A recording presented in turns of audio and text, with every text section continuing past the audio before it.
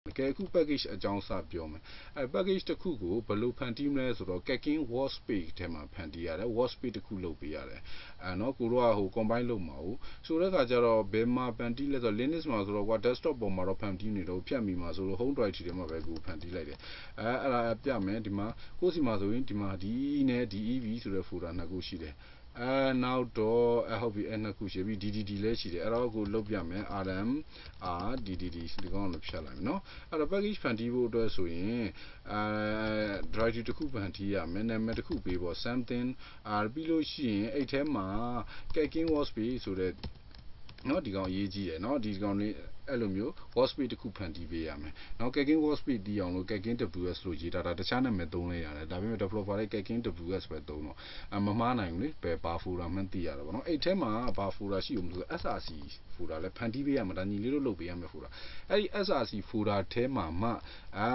ညီလေးတို့ package ဖန်တီးချင်တဲ့ package နော်ဒီမှာအဲ့လိုမျိုးဖန်တီးရမှာပေါ့နော်လောလောဆယ် SRC တွေကိုအရင်ဖန်တီးရမှာဖြစ်တော့ MK ဒါဒီလိုလေးလုပ်လဲဘယ်လိုလုပ်ရမရဘူး MKDI directory တစ်ခုပဲဖန်တီးနေ sub directory ဖန်တီးလို့မရအောင် okay MKDI directory ဟုတ်ပြီအဲ့တော့ p switch ထည့်လိုက်အဲ့ဒါအကောင်းဆုံးp switch ထည့်လိုက်မယ် okay ဟုတ်ပြီအဲ့ဒါဆိုရင် cd ddd ls ကြည့်လိုက် Kacking ရှိတယ် cd c tab နေ Kacking ဟုတ်ပြီ ls cd src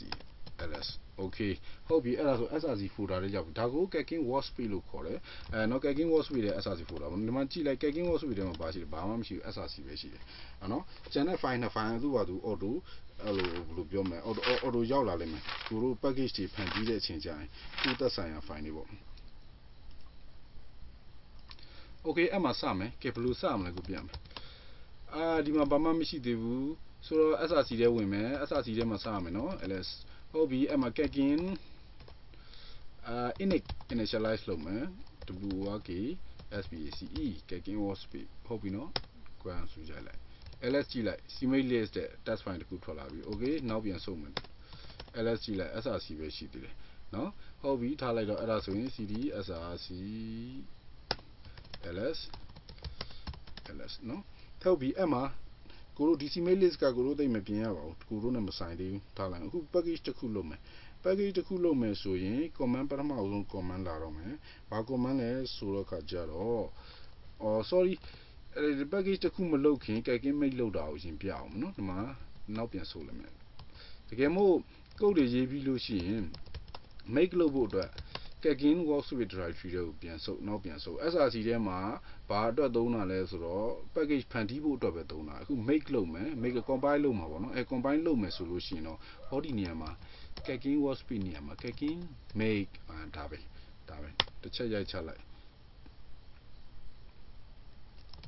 clear ls ls ဒီမှာ build directory နဲ့ development directory တွေထွက်လာပြီ okay ဒါဆိုရင် src ထဲမှာ package တွေစပြီးဖန်တီးလို့ရပါပြီအဲ့တော့ build development directory တွေကိုတစ်ချက်သွားကြည့်မယ်ဒီ ls အဲ့မှာဒီမှာ cd bash ညီတို့ bash တော့ဒီမှာ bash နော်တွေ့လားဒီကောင်ကိုလည်းကိုတို့ကဒီ bash rc ထဲသွားထည့်ပေးရမယ်အဲ့ဒါမှသာလျှင်ကိုတို့ကဒီထက်က package တွေကိုကိုတို့ရဲ့ terminal ကနေလွယ်လွယ်ကူကူသိနေမှာပေါ့နော်အဲ့တော့ကိုပြမယ်လောလောဆယ်အဲ့ဒါဆိုရင် cd နော် cd host ls နော် cat နဲ့ပဲအလွယ်တကူပြလိုက်မယ် cat .bashrc နော်ဟုတ်ပြီဒီမှာကြည့်အဲ့ဒီမှာဆိုရင်ဒါကခုနညီလေးတို့ install လုပ်တုန်းကထည့်လိုက်ရတဲ့ဟာနော်အခုပဲနှိမ့်ကိုယ်တိုင်ပဲသွားပြီမယ်ဒါကတော့အခုရဲ့ workspace နှစ်ခုရှိတယ် DEE နဲ့ DEV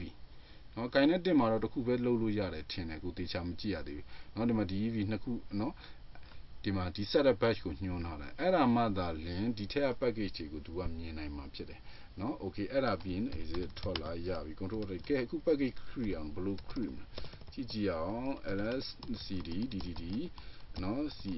tab src okay package ဖန်တီးအောင် package ဖန်တီးမဲ့ command က Kacking create pkg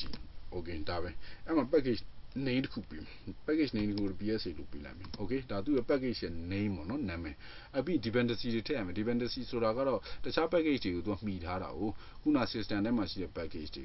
အဲ့တော့ package 3ခုအကြောင်းပြောပြမယ်အဲ့ဒီကောင်ကတော့ ROS CPP C++ program တွေရေးမယ်ဆို ROS CPP ထည့်ပါ file 3နဲ့ရေးချင်တယ်ဆိုရင် ROS PY နှစ်ခုထည့်လိုက်ပြီးနောက်တစ်ခုက message standard message ဆိုတဲ့ message package တစ်ခုရှိတယ်ဒီကောင်ကတော့message တွေကိုအသုံးချင်တဲ့အချိန်ကျရင်သူထဲမှာ type အများအပြားတော်တော်စုံတယ်အဲ့ဒါဒီကောင် std msgs okay အဲ့ဒါဆိုပြီးရင် enter ရိုက်ချလိုက်ပြီးကြည့်လိုက်ပါ ls နဲ့ psa cd psa တဲ့ပါလေးရှိတယ်တော့ကြည့်အောင် ls okay ဒီမှာဒါက PSA ဆိုတော့ package တစ်ခုဖြစ်သွားပြီ SRC ဆိုတော့ C++ code တွေရေးမယ် package XML ဆိုတော့ file system level သင်တော့ကနော် package ဆိုတဲ့ဟာဖြစ်တယ် cmail.list ဆိုတော့သူ combine လုပ်မဲ့ source file တွေကို cmail.list ထဲမှာဖော်ပြရမှာပေါ့နော်နောက်တော့ message သုံးချင်တော့mkdir msg ဆိုတာ folder တစ်ခုဆောက်လိုက်နောက်တစ်ခုက launch file service သုံးချင် srv ဆိုတဲ့ service တစ်ခုfolder တစ်ခုတည်ဆောက်လိုက်အဲ့ folder ထဲမှာ message တွေ service တွေထည့်ရမှာဒါတော့အခုအဲ့ဒီဟာမသင်သေးဘူးဆိုတော့နော်အဲ့ခါကျတော့ပြီးပြီအခု SRC ထဲမှာ C++ code ရေးပြီးပဲထားလိုက်ပါတော့ပြီးရင် cmail.list မှာပြင်မယ်ပြင်ပြီးလို့ရှိရင် make လုပ်မယ်နော် make လုပ်မယ် make လုပ်တဲ့ခါကျတော့ဘယ်လိုလုပ်မလဲခုနကပြောတဲ့အတိုင်း kagin workspace ထဲကိုပြန်သွားDK kagin make ပေါ့ဒါဆိုရပြီအဲ့ဒါဆိုရင်အထဲမှာရှိတဲ့code တွေကိုသူ combine လုပ်ပေးလိမ့်မယ်အဲ့ဒါရှိရင်အဲ့ဒါလာပြမှာနော်အဲ့တော့ကိုတို့စီမှာဆိုရင်တော့ pass တွေက ROS cd ကိုရဲ့မှာဆိုရင်တော့ kagin workspace မှာဆိုရင်တော့ကြည့်လိုက်ပါဦး cd ဟုတ်ပြီနော် cd src ls package တွေကအများကြီးပဲရှိတယ်package တွေအများကြီးရှိတော့တခါတော့ make လုပ်ရင်ဒီကောင်အကုန်လုံးကို make လုပ်ပြီးသားလဲသူကအချိန်မူတည်ပြီးတော့ထပ်ပြီးတော့ဖြစ်နေမှာဆိုတော့လုပ်နေမှာဆိုတော့တကယ်မို့တစ်ခုချင်းစီပဲလုပ်ချင်တယ်ဆိုလို့ရှိရင်တော့ဥပမာ fake laser ဆိုတဲ့ package ကိုပဲ make လုပ်ချင်တယ် okay အဲ့ဒီတစ်ခုပဲ combine လုပ်မှာပေါ့ကွာညီလေးကျန်တဲ့ဟာတွေမလုပ်သေးဘူးအဲ့လိုဆိုရင်တော့နော်kagin make package switch လေးထည့်လိုက် fake fake ls laser okay ပြီးသွားပြီအဲ့ဒါဆိုရင်နော်အဲ့လိုပြီးတဲ့အခါကျတော့သူကခုန init bash rc ထဲမှာ dev ရဲ့ setup bash ကိုသွားထည့်ထားတာဖြစ်တဲ့အတွက်ကြောင့်ရှာချင်လဲလော်လဲအဲ့လို basic rosback file နော် rosback file ဘယ်နေရာမှာဖြစ်ရှာလို့ရနော်ဒီကောင်အသုံးလို့ရတယ်sorry fake fake နော် ls laser ဆို okay ဒါသူ့ရဲ့ဒီနေရာကိုပြနေပါပြီokay package နဲ့ပတ်သက်တာတော့ဒီလောက်ပဲ